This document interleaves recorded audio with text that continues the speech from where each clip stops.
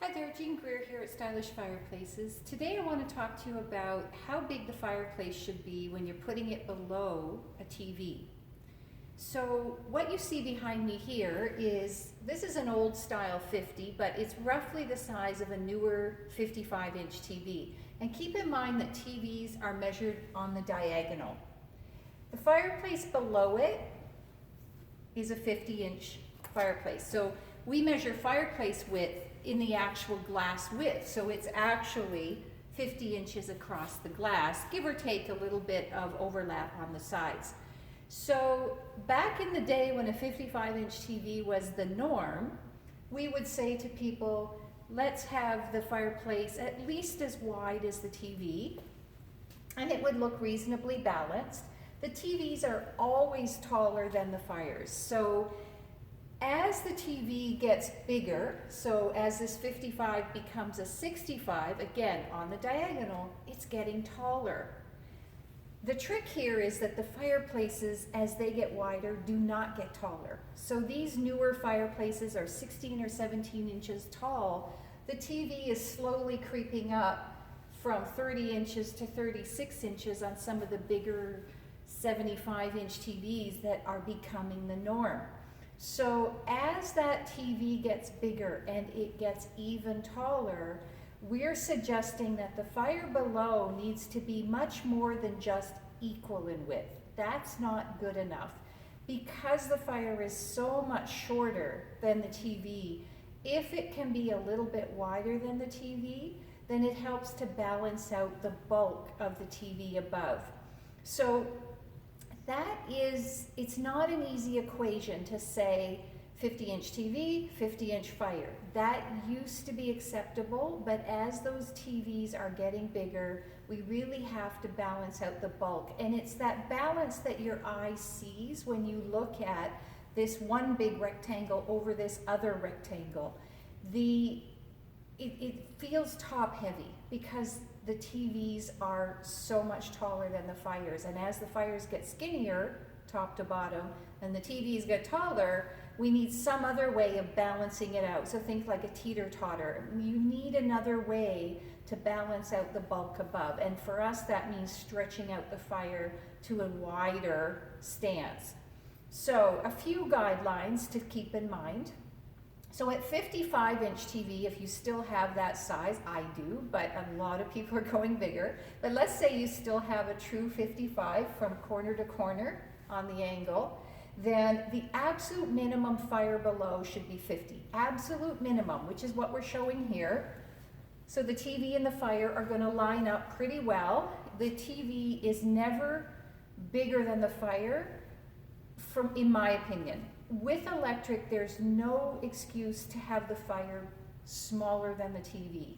With gas, as those burners get longer, the fire's getting hotter, and it's also getting more expensive, and it's just not practical in many cases to have much more than a 46-inch, let's say, gas burner below the TV. Well, of course, nobody has a TV that small, so the TVs tend to be bigger, and those are the images that you often see online. With electric, as we get wider, we are not getting hotter. And no matter what, the wall here is never heating up. So there's no reason that the TV has to get bigger to be bigger than the fire. So 55-inch TV, 50-inch fire, bare minimum. If you could go 60, trust me, it will look even bigger. I know we're sometimes limited by the amount of wall space we have, but if you can fit the TV on that wall, then hopefully you can fit the fireplace that goes with it as well. So we do see sometimes people kind of squeezing towards the smaller size, maybe to keep the cost down on the fireplace, but they've already committed to this big TV. And you're going to live with this for a long time. The TV is going to wear out before the fireplace. You're going to be replacing that TV long before you replace the fireplace. So get the fireplace right. 55-inch TV, bare minimum 50-inch wide fire. If you can go 60, even better. If your TV is 65 inches, the real width on a 65-inch diagonal measurement, the real width is around 56 inches wide. So of course we want at least a 60-inch fire. If you can go 70 or 72, even better. And the fireplaces don't go up in increments of a couple of inches, so they typically go 50, 60, 72 or 74, and then if there are some companies that do an 88, but typically they jump from 74 to 100. So 55-inch TV, 50-inch minimum fire, 60 inches better. 65-inch TV, 60-inch minimum fire, 72 or 74 is better.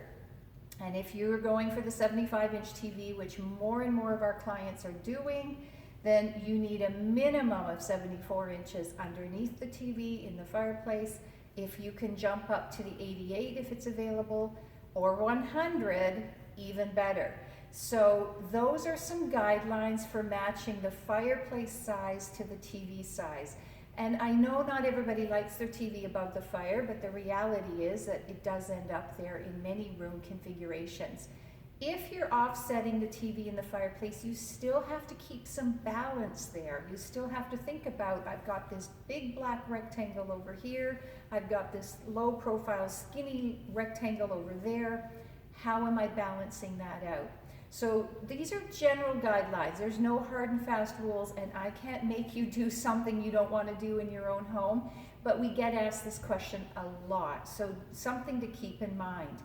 Some of the mitigating factors with the TV and the fireplace size, sometimes you're using a more traditional firebox, and those typically are going to max out around 40, 42 inches wide.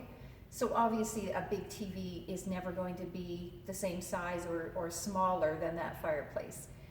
But with a more traditional style fire, you typically are going to have some sort of a mantle beam or ledge below the TV, separating the TV from the fireplace.